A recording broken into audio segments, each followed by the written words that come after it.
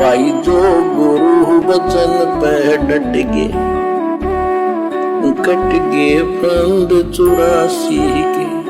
अब यहां से भाई और बहनों परमात्मा कबीर सागर को शुरू कर रहे हैं धर्मदास जी के जन्म मरण के प्रकरण को लेकर।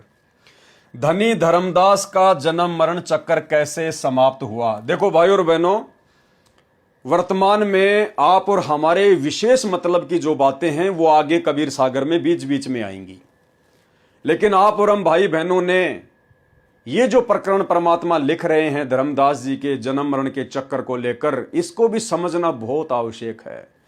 हमें बहुत सारी कमियों का पता चलेगा, किस प्रकार से परमात्मा इस गंदे लोक में आकर हम दो कोटि के जीवों को समझाने के लिए कष्ट उठाते हैं, कैसी कैसी परमात्मा अद्भुत लीलाएं करते हैं। इन कथाओं को सुनने मात्र से हम लोग पुण्य के भागी बनते हैं, हमारी आत्मा रिचार्ज होती है, हम गदगद होते हैं। क्यों? क्योंकि परमेश्वर के वचन हैं, परमेश्वर के शब्द हैं। धनी धर्मदास का जन्म मरण चक्कर कैसे समाप्त हुआ। पवित्र कबीर सागर का ज्ञान परमेश्वर कबीर बंदी छोड़ जी ने अपनी प्रिय आत्मा धर्मदास सेठ को बताया, जो बाद में धर्मदास जी ने लिखा। पवित्र कबीर सागर के ज्ञान का नाश ना समझकर कबीर पंथी नकली आचार्यों ने कर रखा है, जो आप जी ने इस ग्रंथ के पूर्व में कबीर सागर के संशोधनकर्ता श्री युगलानंद बिहारी भारत पथिक कबीर पंथी द्वारा की गई अनुराग सागर की भूमिका में तथा ज्ञान प्रकाश के नीचे की गई टिप्पणी में पढ़ लिया है। इस ग्रंथ कबीर सागर का सरलार्थ में यथार्थ तथा सरल ज्ञान पढ़ने को मिलेगा। अब गुरुदेव भगवान ने हमें जो सरल करके कबीर सागर का सरलार्थ दिया है, ये हमें बड़ी आसानी से हर प्रकरण को समझा देगा। वास्तव में पूरे कबीर सागर का सारांश है धर्मदास बोध, यानी ज्ञान प्रकाश।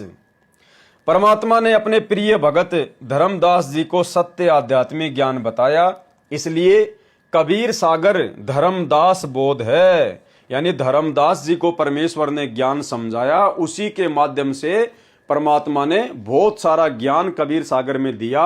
तो मुख्य जो अध्याय है कबीर सागर का वो है धर्मदास बोध, यानी ज्ञान प्रकाश, और जिसका विस्तृत वर्णन है ज्ञान प्रकाश अध्याय में। जो छठा अध्याय है, सर्वप्रथम ज्ञान प्रकाश से कबीर सागर का सार लेता हूं। अध्याय ज्ञान प्रकाश, छठा अध्याय का सार परमेश्वर कबीर बंदी छोड़ जी द्वारा सेठ धर्मदास जी नगर बांधवगढ़ प्रदेश मध्य प्रदेश भारत देश को शरण में लेने के लिए लीला का वर्णन है। इसमें पद्य भाग में दोहों तथा चौपाइयों के रूप में वर्णन है, जो जन साधारण की समझ से परे की बात है। क्या कह रहे हैं परमात्मा? इसमें पद्य भाग में एक होता है पद्य भाग और एक होता है गद्य भाग। पद्य भाग किसको कहते हैं? जिसमें दोहे हों, चौपाइयां हो, साखियां हो, वाणियां हो, उसको कहते हैं पद्य भाग। और एक होता है गद्य भाग, यानी जिसमें साथ में अनुवाद भी किया गया हो। तो कबीर सागर जो है पूरा का पूरा वो पद्य भाग में है, दोहों में, चौपाइयों में, साखियों में, वाणियों में। तो गुरुदेव भगवान कह रहे हैं इसलिए इस कबीर सागर को समझना, इसके सार को समझना, ये जन साधारण के बस की बात नहीं है। तो कौन समझा सकता है? स्वयं परमात्मा। क्योंकि भाई और बहनों 21 ब्रह्मांड में तो सभी जन साधारण है, 21 ब्रह्मांड में तो सभी आत्मा हैं, सभी जीव हैं। दुर्गा भी जीव है, दुर्गा भी जन साधारण है परमेश्वर के आगे। काल भी जीव है, जन साधारण है परमेश्वर के आगे। ब्रह्मा विष्णु महेश भी जीव हैं, जन साधारण है। 33 करोड़ देवी देवता भी जन साधारण है, जीव हैं। और हम मनुष्य तो हैं ही जीव। तो भाई और बहनों, गुरुदेव भगवान कह रहे हैं कि जन साधारण के बस की बात नहीं है। और इसीलिए आज तक कबीर सागर के सरलार्थ को लोग समझा तो पाए नहीं, उल्टा अपने मते अनुसार उनका सरलार्थ कर करके, वाणियों में मिलावट कर करके कबीर सागर का बिगाड़ा कर दिया। तो आज स्वयं कबीर परमात्मा ने सतगुरु रामपाल जी परमेश्वर जी के रूप में आकर, जो कि जन साधारण के पिता हैं, जनसाधारण आत्माओं के परमेश्वर हैं, उन्होंने इसका सार निकालकर अब हमें कबीर सागर का सरलार्थ नामक पवित्र पुस्तक में दिया है। इसमें पद्य भाग में दोहों तथा चौपाइयों के रूप में वर्णन है, जो जनसाधारण की समझ से परे की बात है।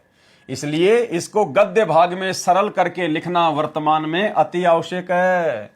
अब गुरुदेव भगवान ने हमें जो दिया है कबीर सागर का सरलार्थ, जिसके ऊपर हम वीडियो बना रहे हैं, परमेश्वर ने इसको पद्य भाग से गद्य भाग में लिख दिया, यानी वाणियों का सरलार्थ करके और सरल रूप में वाणियां लिखी हैं ताकि हम इनको समझ सकें।